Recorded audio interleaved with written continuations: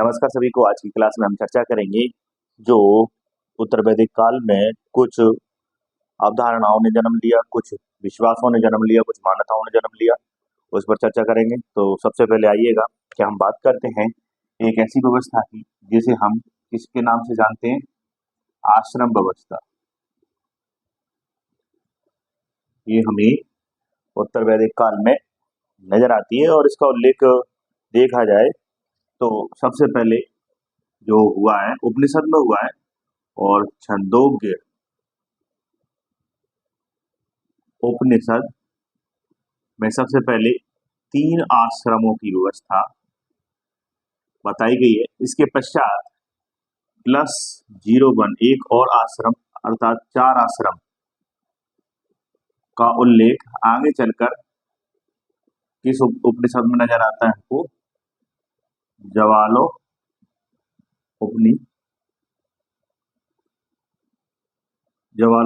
में नजर आता है। तो याद रखें कि आश्रम व्यवस्था का संदर्भ समझने का प्रयास करें कि आश्रम व्यवस्था का आश्रम मतलब जहां जाकर क्या किया जाता है, परिश्रम। आश्रम मतलब जहां जाकर परिश्रम किया जाता है, जहां परिश्रम किया जाता है। अब इन्होंने जीवन को, वैदिक कालीन जो आर्यजन थे जिन्होंने अपनी कुछ विश्वास मान्यता डेवलप की, तो उन्होंने कुछ आश्रम व्यवस्था के तहत नियम बनाए और ये माना कि मनुष्य को किस समय, उम्र के किस पड़ाव पर, जीवन के किस पड़ाव पर कौन सा परिश्रम करना चाहिए, कौन सा कार्य करना चाहिए। तो उन्होंने मानव जीवन को 4 भागों में डिवाइड किया। 4 भागों में कैसे डिवाइड किया, उम्र के आधार पर।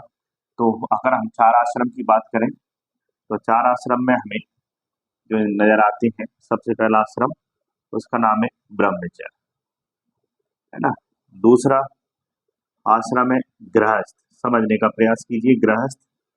अगला जो आश्रम है हमारा गृहस्थ के पश्चात वानप्रस्थ,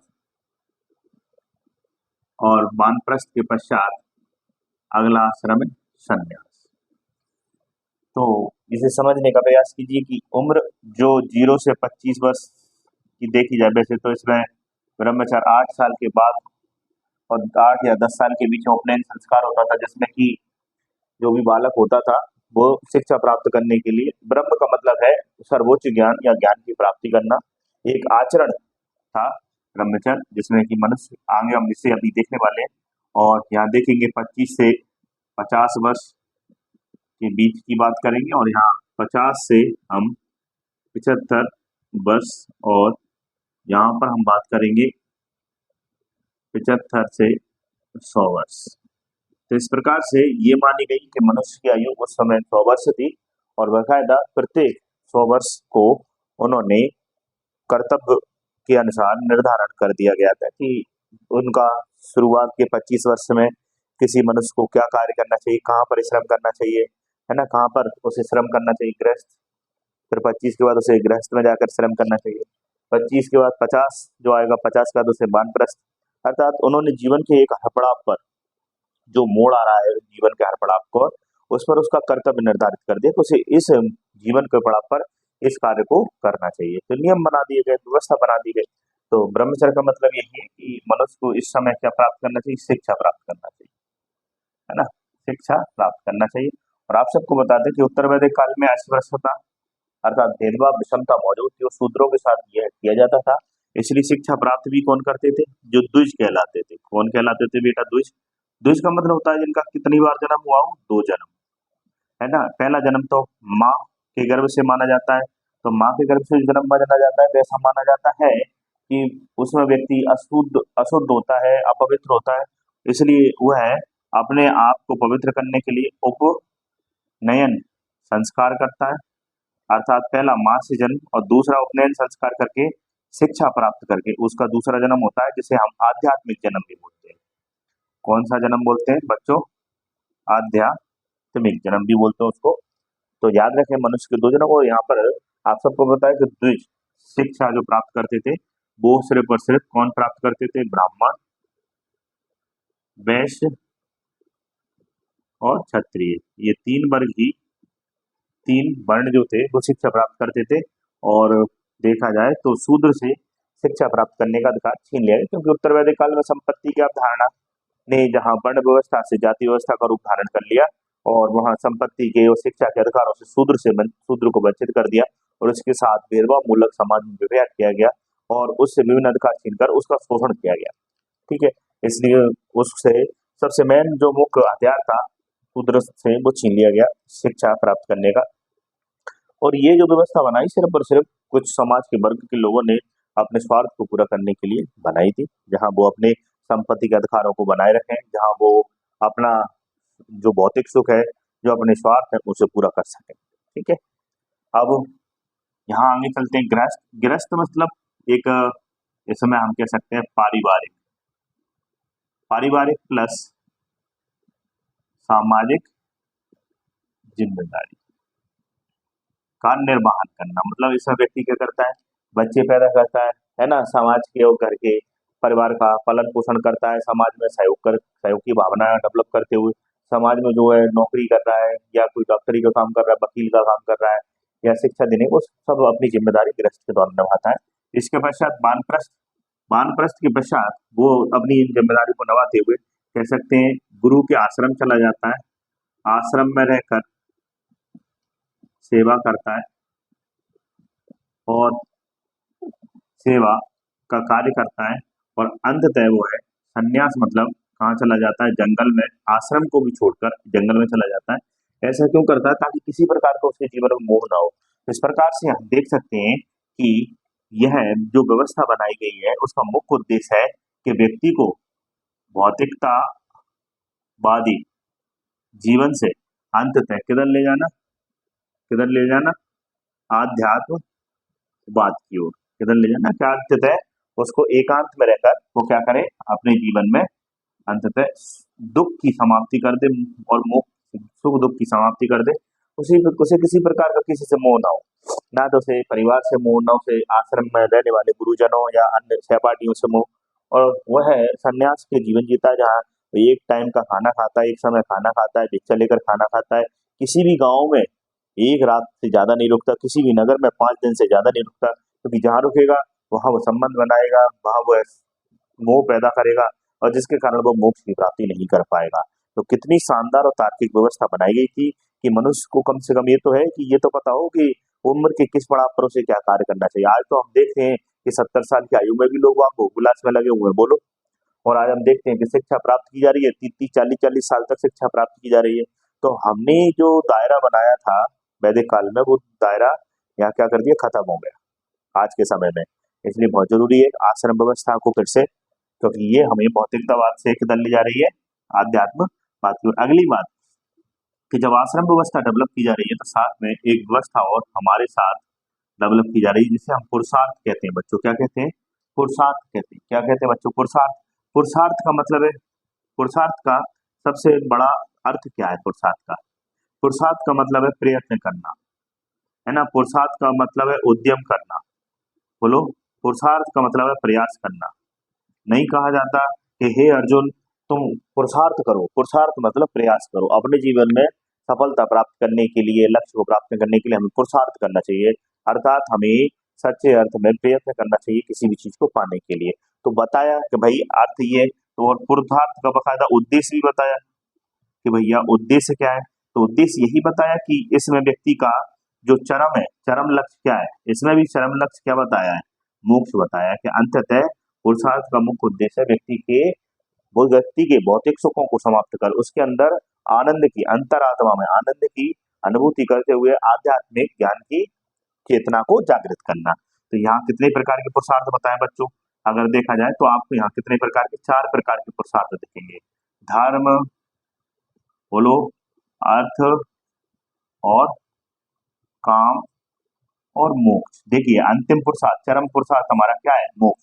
और धर्म का मतलब क्या है कि जब हम ब्रह्मचर्य जीवन जिएंगे, जीवन के किस पड़ाव पर होंगे, ब्रह्मचर्य जीवन में होंगे, तब हमें धर्म का मतलब है, धर्म का मतलब कर्तव्य या नैतिकता से कि हमें कैसी शिक्षा लेनी चाहिए, नैतिक शिक्षा का ज्ञान प्राप्त करना चाहिए बच्चों। कौन सी शिक्षा? नैतिक शिक्षा का ज्ञान। अर्थ का मतलब है कि जब हम कैसे जीवन में हो, गृहस्थ जीवन में, तो उस गृहस्थ जीवन में हम कैसी आजीविका चलाएंगे, बताइए, अपना जीवन यापन करेंगे, है ना। तो जीवन यापन के दौरान हम नैतिक शिक्षा से अपना आजीविका चलाएंगे, मतलब कि व्यापार करेंगे या जो भी सेवा भाव से कार्य करेंगे, तो उसमें हमारी नैतिक शिक्षा का पालन करेंगे। जैसे कि मान लीजिए अब डॉक्टर है, तो हम किसी के साथ भी गलत व्यवहार नहीं करेंगे। हम दया भाव रखेंगे कि भाई हम उन किसी गरीब के पास पैसा नहीं है तो हम उससे फीस नहीं लेंगे कि भाई तुम चिंता मत करो, है ना। और हम अगर शिक्षक हैं तो हम पूरी कोशिश करेंगे कि कोई समाज का ऐसा वर्ग है जिसे शिक्षा की आवश्यकता है, हम उसे जाकर निःशुल्क शिक्षा प्रदान करेंगे। परंतु आज ये सब चीजें नहीं देखी जा रही, ये बहुत बड़ी समस्या है। काम का मतलब है अपनी इच्छाओं की पूर्ति, है ना, इच्छाओं की पूर्ति करना, है ना।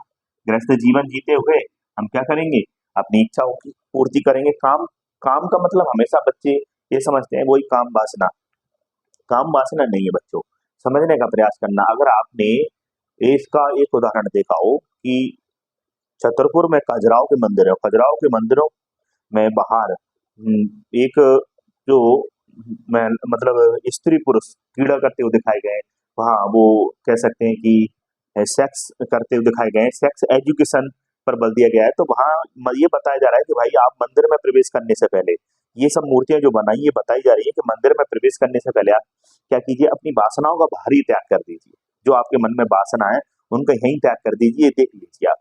और आप वासना को अंदर लेकर मत जाइए किसी प्रकार की। तो काम वासना की बात नहीं की जा रही, यहाँ भी किस बात की बात की जा रही है कि अपने अंदर वो इच्छा होनी चाहिए जिसमें किसी प्रकार की वासना ना हो। इच्छाएं तो होती हैं पर अवांछित इच्छाएं ना हो, है ना, कि साहब मैं तो मदरापान करूंगा डेली, मैं तो व्यभिचार करूंगा डेली, मैं तो गलत काम नहीं। इच्छाएं सामान्य इच्छाएं होनी चाहिए जिसमें कि मनुष्य और समाज के सभी लोगों का कल्याण हो, है ना। और अंततः मोक्ष की प्राप्ति। अब बताइए मोक्ष की प्राप्ति का मतलब यही है, सुख दुख का समापन, सुख दुख की क्या हो जाना बच्चों, समाप्ति, है ना। तो बताइए इसमें भी जैसे कि आपने देखा कि आश्रम व्यवस्था का कनेक्शन सीधा किसके साथ है, पुरुषार्थ के साथ है कि नहीं, आश्रम व्यवस्था का सीधा कनेक्शन। क्योंकि पुरुषार्थ में होता है कि जब वो है धर्म वाला प्रयत्न करेगा, जब धर्म मतलब शिक्षा प्राप्त करेगा नैतिकता की, तब वो ब्रह्मचर्य की आश्रम व्यवस्था में होगा। जब वो अर्थ वाला काम करेगा, किस वाला, अर्थ वाला, अर्थ का उद्यम करेगा, अर्थ वाला पुरुषार्थ करेगा, तब वो गृहस्थ वाला जीवन जिएगा, बोलिए। और जब वो इच्छाओं की पूर्ति करेगा तब भी वो गृहस्थ जीवन वाला, और जब वो मोक्ष मतलब वो वानप्रस्थ और संन्यास से युक्त जीवन जिएगा। तो याद रखना कि मोक्ष की अगर हम बात करें, मोक्ष पुरुषार्थ की बात करें, तो मोक्ष पुरुषार्थ में हम दो पुरुषार्थ लेंगे, वानप्रस्थ और संन्यास। अर्थात वो मोक्ष के लिए क्या कर रहा है, अपने गृहस्थ जीवन को त्याग कर अपनी जिम्मेदारी अपने पुत्र को दे जाता है कि भाई तुम अब संभालना, अब मैं गुरु के आश्रम जा रहा हूँ, वहां जाकर मैं ईश्वर का नाम लूंगा और अंततः मैं एकांत में रहकर अपने जीवन का त्याग कर दूंगा, ठीक है, ताकि दूसरों को भी जिम्मेदारी मिलेगी और इससे समाज में एक निरंतरता बनी रहेगी, है ना। तो मोक्ष, और यह हाँ जो गृहस्थ है वो गृहस्थ किससे जुड़ा हुआ है, किस पुरुषार्थ से जन्म जुड़ा हुआ है आपका, काम, बोलो, काम से और अर्थ से, है ना।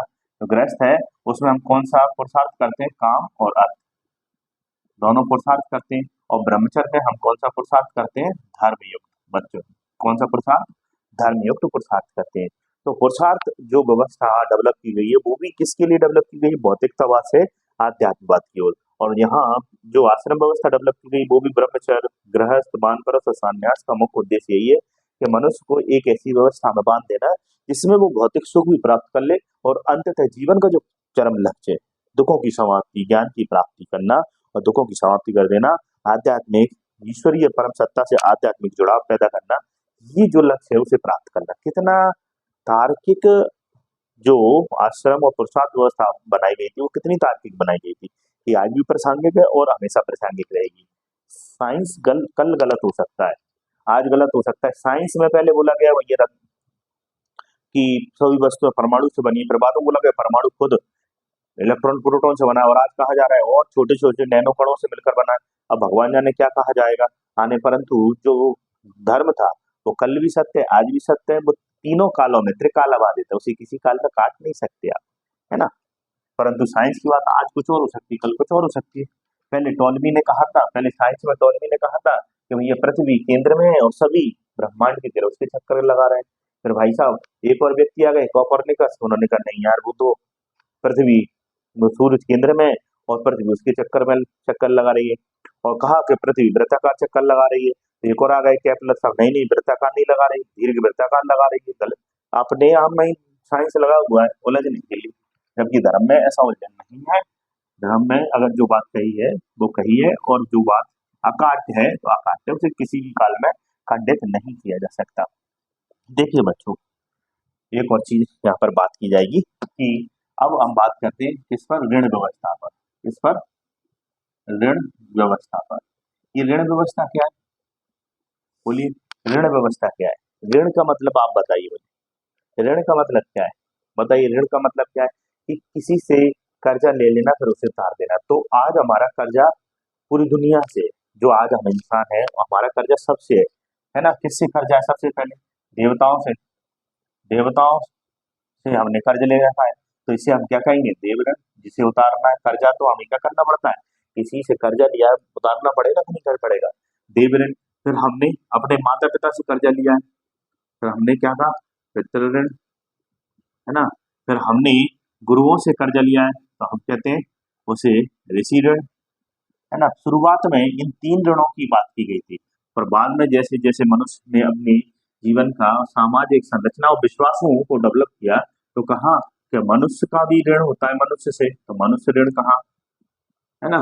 और अंततः उसने कहा प्रकृति के तत्वों से भी उसका ऋण होता है, तो उसे कौन सा ऋण का? भूत ऋण का। कौन सा ऋण? भूत ऋण। क्लियर है? तो ये हमें 5 ऋण दिखाई देते हैं, शुरुआत के 3 ऋण और बाद में 2 ऋण और इसमें जोड़ दिए जाते हैं। तो ऋण मतलब कर्जा उतारना। अब आपका ऐसा, देव ऋण का मतलब अर्थात देवताओं का कर्जा उतारना, कि देवताओं ने हमको इस संसार में क्या किया है? देवताओं ने सृष्टि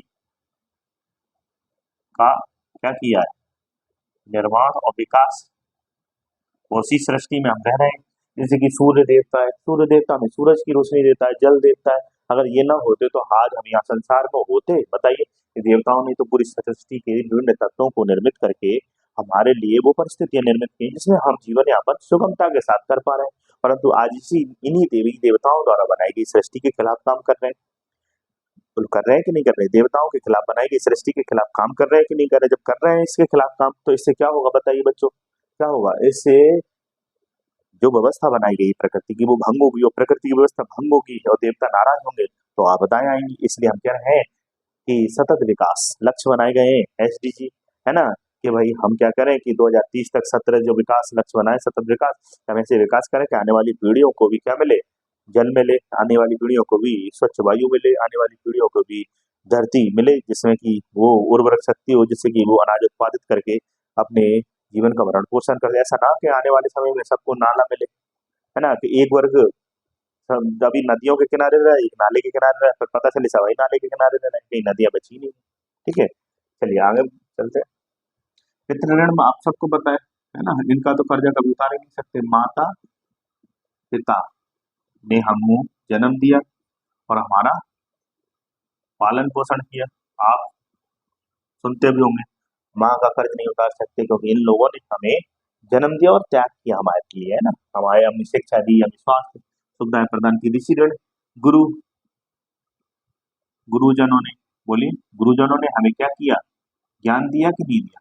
ज्ञान दिया। इस ज्ञान के सहारे तो आज हम जिंदा है। अगर गुरुजन हमें ज्ञान नहीं देते तो पशु में और हम में अंतर क्या रह जाता? तो ऋण, ऋषि ऋण।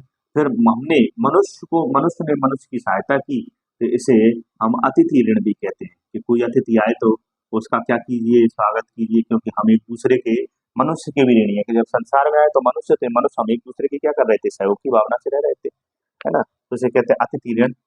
कोई अतिथि का स्वागत कीजिए, या किसी गरीब को क्या कर दीजिए? दान दे दीजिए। भूत ऋण मतलब जो पंच महाभूत है इस संसार के, उनके प्रति हमारा कर्तव्य होना चाहिए। बोलिए, उनके प्रति हमारा यह कर्तव्य होना चाहिए कि हम भी उनके खिलाफ उनको उनकी रक्षा करें। जैसे पृथ्वी है, जल है ना, वायु है, इन सब जो भूत है हमारे, जो हमें आसपास दिखाई देते हैं, वृक्ष हैं, पशु पक्षी हैं, क्योंकि इन सब के सहयोग से ही तो हमारा पर्यावरणीय तत्वों से हमारा जीवन चल रहा है। तो ये 5 हमारे क्या ऋण है? अब 5 जैसे ऋण है, तो याद रखिए कि इन ऋणों की बात करें, इन ऋणों को व्यक्ति कब उतारेगा? तो आप सबको मैंने अभी बताया था बच्चे, अभी मैंने बताया था आश्रम व्यवस्था। बोलिए, सभी बच्चे बोलेंगे आश्रम व्यवस्था।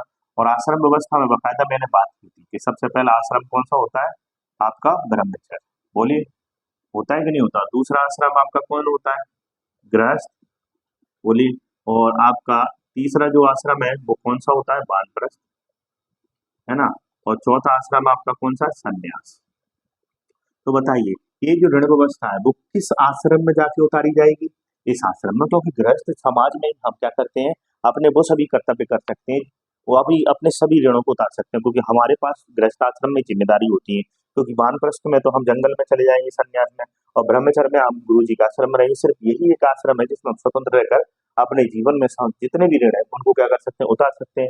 याद रखें, जितने हमारे पास ऋण है, कितने ऋण है हमारे पास? 5 ऋण है ना।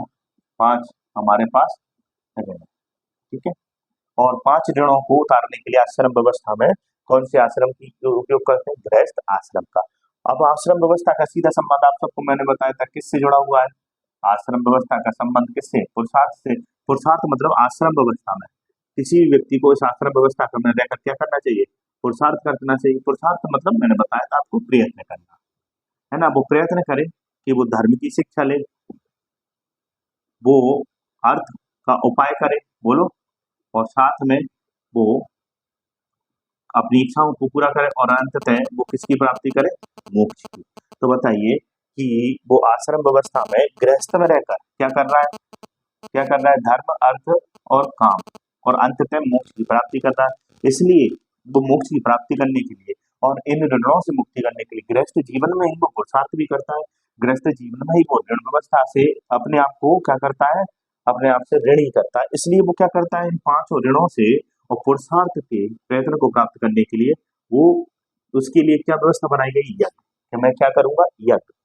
क्या करूंगा? यज्ञ। तो वो कितने प्रकार के, जितने ऋण उतने ही क्या करता है? यज्ञ करता है। तो 5 यज्ञ करता है ना। क्यों 5 यज्ञ करता है? क्योंकि इन्होंने हमें दिया है ना। तो इनका ऋण हमें उतारना है।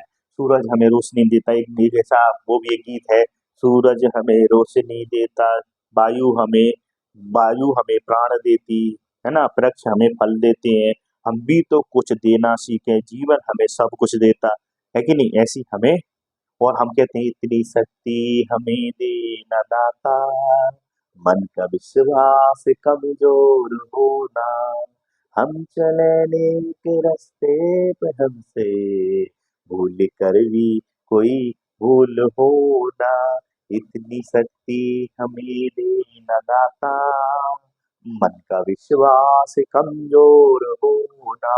अरे यही तो बात है। क्या हम किसी भी काम को करते हैं तो सबसे पहले देवी देवताओं को हम बोलते हैं कि भैया हम आपके आभारी हैं, क्योंकि शुरू से ही मनुष्य ने और ऋग्वैदिक कालीन आर्यों ने प्रकृति के तत्वों की पूजा की है। पृथ्वी, जलवायु, अग्नि की खूब पूजा की है।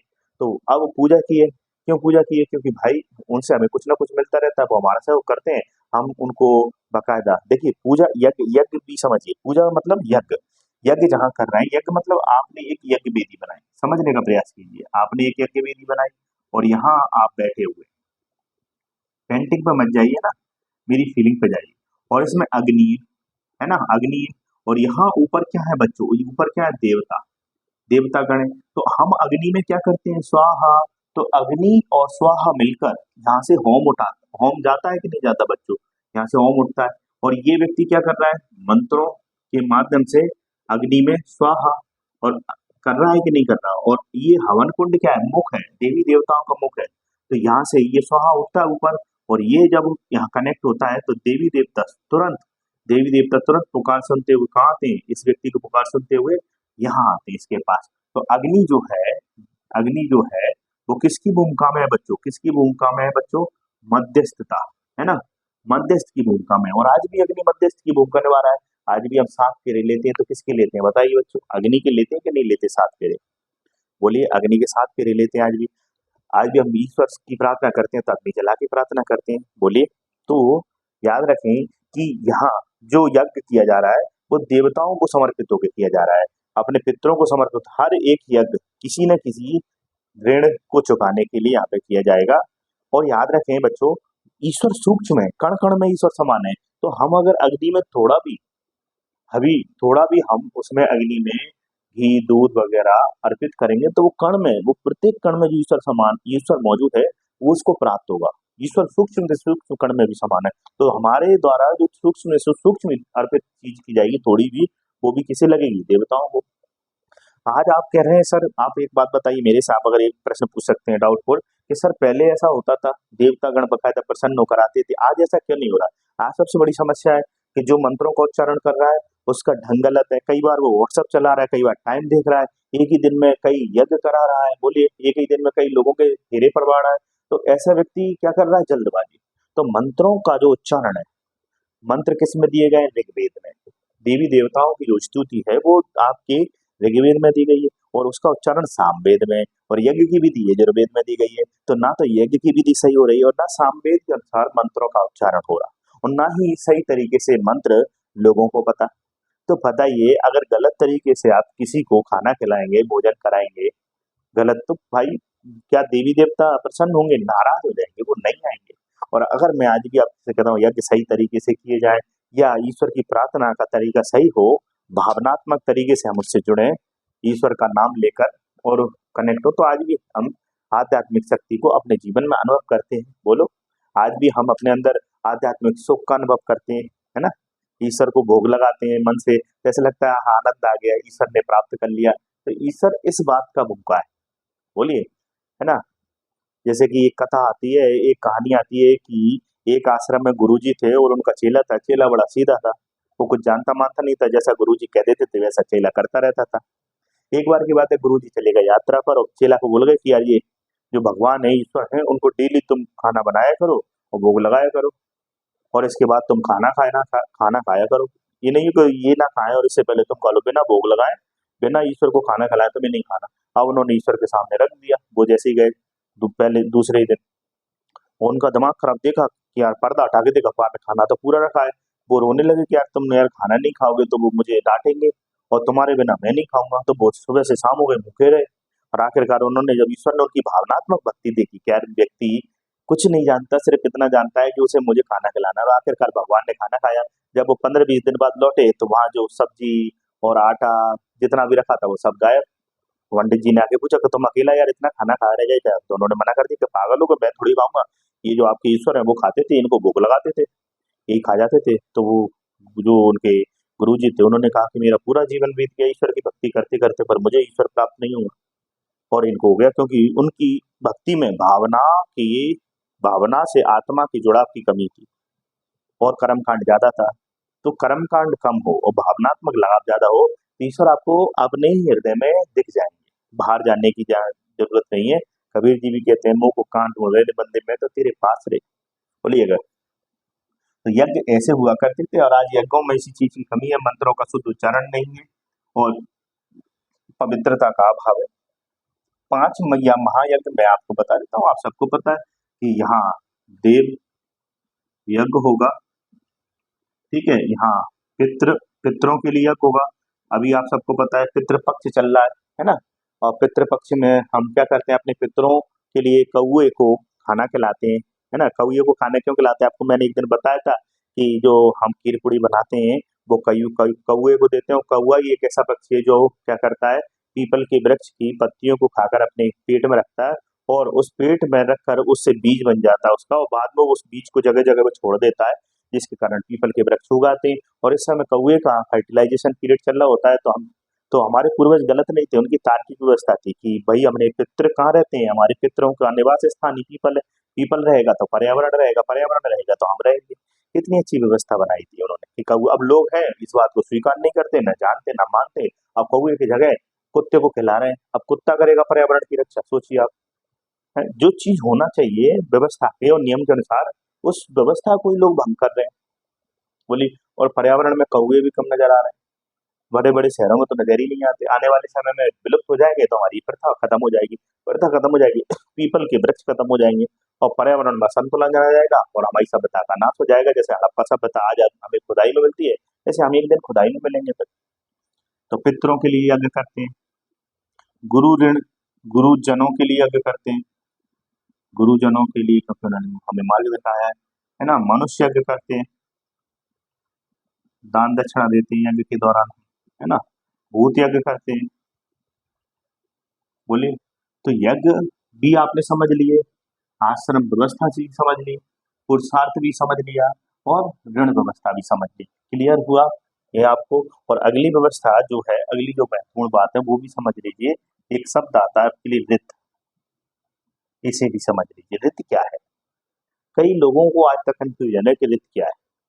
तो मैं आपको बिल्कुल सादा और सरल भाषा में कि एक देवता है वरुण, और आप सबको पता होना चाहिए इन देवताओं का उल्लेख ऋग्वेद में है।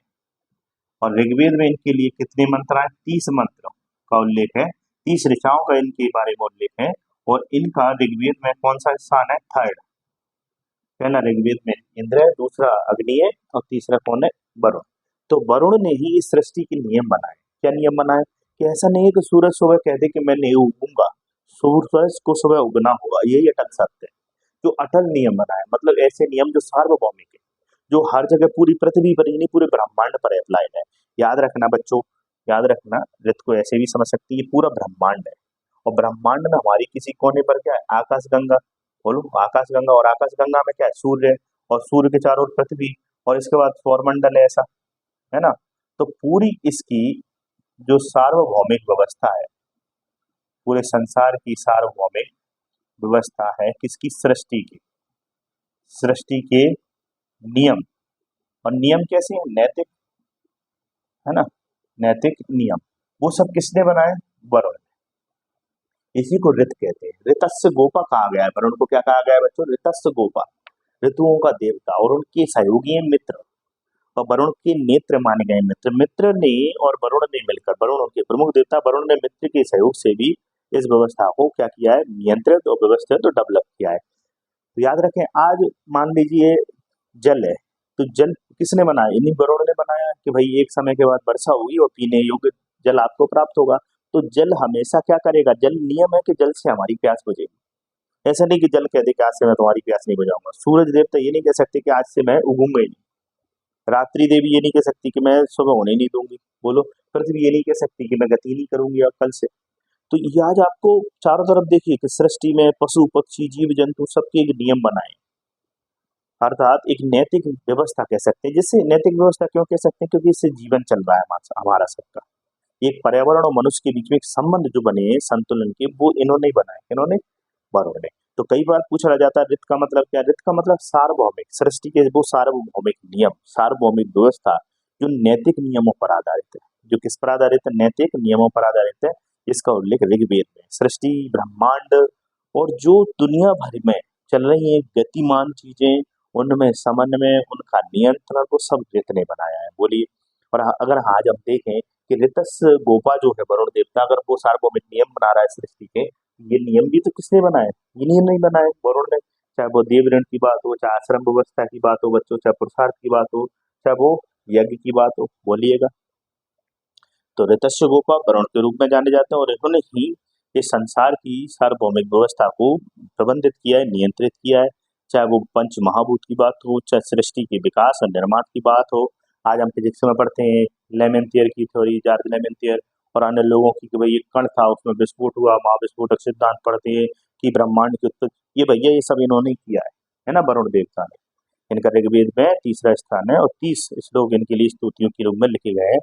तो कोई भी अगर व्यवस्था भंग होती है तो वरुण देवता उसके लिए नियंत्रित करते हैं, प्रबंधित करते हैं। और लोग उस समय वरुण देवता को पूरी प्रकृति की व्यवस्था को बनाए रखने के लिए प्रार्थना करते थे कि हे वरुण, आपका आशीर्वाद हम पर बना रहे, ताकि प्रकृति के तत्व हमारे सहयोग करें। ऐसा ना हो कभी बाढ़ आ जाए, ऐसा ना हो बादल फट जाए, भूकंप आ जाए। ये व्यवस्था जो आपने बनाई है प्रकृति की, वो बनी रहे, हे वरुण देवता। आज कोई लोग जानते ही नहीं वरुण देवता को। मैं कह रहा हूँ कि एक बार बच्चों को यूपीएससी और स्टेट पीसीएससी एक बार तैयारी सबको करना चाहिए, ताकि लोगों को ज्ञान तो हो कि हमारा इतिहास क्या है, भूगोल क्या है, संविधान क्या है, अर्थव्यवस्था क्या है, अंतरराष्ट्रीय संबंध क्या है, सुशासन क्या है, आंतरिक सुरक्षा का अर्थ क्या है। लोग जाने तो नहीं, कई समाजशास्त्र क्या है, अंतरिक्ष प्रौद्योगिकी क्या है, ये सब तो जाने। अब लोग जानते मानते नहीं है, और जबरन का अपना ज्ञान देते रहते हैं। इससे एक अच्छे व्यक्तित्व का भी विकास होगा, है ना। तो याद रखें, मैंने आपको आज बहुत सी बातें एक साथ बता दी इतने कम समय में। क्या क्या बता दिया बच्चों? मैंने आपको आश्रम व्यवस्था भी बता दी, मैंने पुरुषार्थ भी बता दिया, यज्ञ व्यवस्था भी बता दी, ऋण व्यवस्था भी बता दी, है ना, और वित्त व्यवस्था भी बता दी। तो ये सब आपके पाठ्यक्रम में शामिल है, मैंने आपको कम समय में गुणवत्तायुक्त ज्ञान दे दिया है। आप कमेंट्स बॉक्स में कमेंट्स करके जरा मुझे बताएं कि आपको मेरी क्लास कैसी लग रही है, ताकि मुझे आपके कमेंट से प्रेरणा मिले और अच्छे से पढ़ाने की, और आपको यहाँ से मैं हमेशा मोटिवेट करता रहूँगा, पढ़ाता रहूँगा। मेरी पूरी कोशिश है कि मैं आपके लिए समय निकाल कर इस प्लेटफॉर्म से निःशुल्क पढ़ाता रहूँ और आपकी सफलता में हमेशा मैं एक उत्प्रेरक की भूमिका निभाता रहूँ, और ऐसे ही मैं वीडियो आपके जीवन में लाता रहूँगा। लगातार मेरा प्रयास जारी रहेगा और आप मेहनत करते रहिए मेरे साथ। अगली क्लास में फिर मिलेंगे बच्चों, और इस क्लास को और अच्छे से हम पढ़ेंगे। आप रिवीजन करते रहिए इस क्लास का।